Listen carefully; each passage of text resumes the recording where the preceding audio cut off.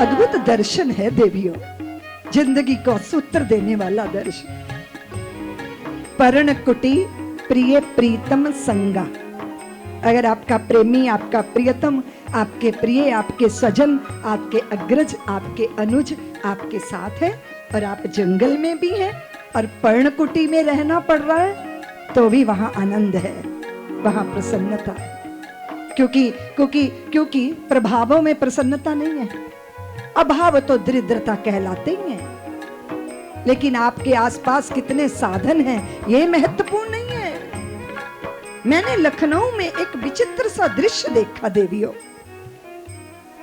पिता और पुत्र लड़ रहे थे, बड़ी सी काले रंग की मर्सिडीज में आए थे और पति को, सेठ की पत्नी को बुखार चढ़ा था, तो पिता पुत्र लड़ रहे थे कि रात को कौन रहे वहां अस्पताल में। वो कह रहा था मेरा बिजनेस की मीटिंग है, वो कह रहा था सुबह मेरी फ्लाइट है। दोनों लड़ रहे थे, कोई रात को रहने को तैयार नहीं था। पुत्र अपनी मां के पास और पति अपने पत्नी के पास। फिर एक नर्स को उसकी मुट्ठी में माल दबा दिया, कुछ पैसे वैसे दे दिए कि ज्यादा जरा सेवा करना। दोनों छोड़ के चले गए। एक और दृश्य देखा, एक संत वहां बीमार थे, उनके साथ सेवा में मैं थी। ये जो दृश्य मैं बता रही हूं, जो मैंने देखा, एक रिक्शा वाले अपने बीमार पत्नी को रिक्शा में बैठा के लाया। उसको बहुत बुखार चढ़ा था, उसको वहां भर्ती करवाया और फिर उसने 2 घंटे रात को रिक्शा चलाई, फिर दवाई खरीदी, रात भर उसके पास बैठा था और माथे पे पानी की पट्टियां भिगो भिगो के रख रहा था और कहता जा रहा था सुबह तक ठीक हो जाओगी, सुबह तक ठीक हो जाओगी।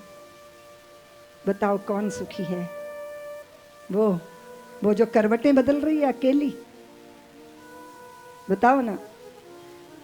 पर्णकुटी प्रिय प्रियतम संगा। आपका अपना प्रिय आपके पास है, फिर आपको वस्तुएं हैं कि नहीं इसका बहुत महत्व नहीं रह जाता। प्रिय परिवार कुरंग विहंगा। जानकी जी चित्रकूट में, और भगवान की पूरी लीला हमें दृष्टि देने के लिए है। बहुत बार स्त्रियां मुझे कहती हैं दीदी माँ ये ना कभी नहीं मेरे मन की इच्छा पूरी करते, मेरा दिल करता है मैं बहुत गहने पहनूं। ऐसी इच्छा थी लोपामुद्रा की देवियों, अगस्त मुनि की भारिया लोपामुद्रा। हम और आप तो कौन से बाग के बथुए हैं, लोपामुद्रा जैसी विदुषी देवी। और एक दिन अगस्त मुनि ने कहा देवी तुझे क्या चाहिए? तो बोली मैं नख से शिख तक गहने पहनना चाहती हूँ। अब तपस्वी पति के सम्मुख ये प्रस्ताव, वो मगल की ही रियासत के राजा के पास गए और कहा सम्राट मुझे कुछ द्रव्य चाहिए, अभी प्रस्तुत करता हूं। अर्घपाद्य देकर अगस्त मुनि को कहा। अगस्त मुनि ने कहा किंतु मुझे आपकी कमाई हुई, आपके परिश्रम की कमाई। हाथ जोड़ के राजा ने कहा कि मेरा परिश्रम कुछ नहीं है मुनि, मैं तो कर वसूल कर करके खजाना भरता हूं, तो फिर मुझे आपका द्रव्य नहीं चाहिए। वो राजा पीछे पीछे चलने लगे। अगस्त मुनि दूसरे राज्य में पहुंचे, वहां भी ये प्रश्न रखा। उस राजा ने भी अपनी विवशता बताई कि मेरे पास तो कर का धन है, मेरे परिश्रम का नहीं।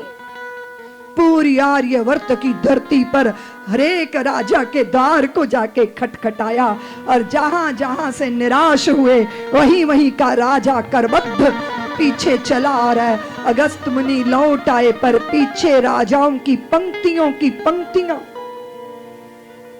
और आके अगस्त ने कहा लोपामुद्रे तेरी इच्छा पूरी नहीं कर सका देवी, मैं तेरे लिए आभूषण नहीं ला पाया, द्रव्य नहीं ला पाया।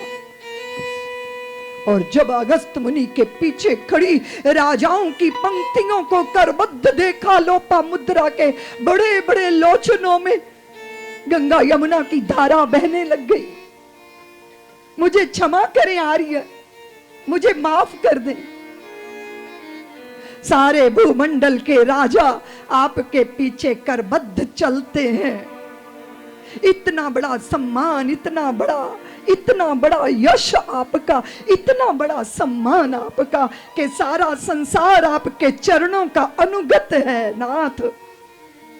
और आप मेरी भुजाओं में प्रेम के अंकमाल देते हो, मेरे गले में अपनी भुजाओं का हार डालते हो। इससे बढ़कर मेरा और सौभाग्य क्या हो सकता है? नहीं चाहिए मुझे आभूषण।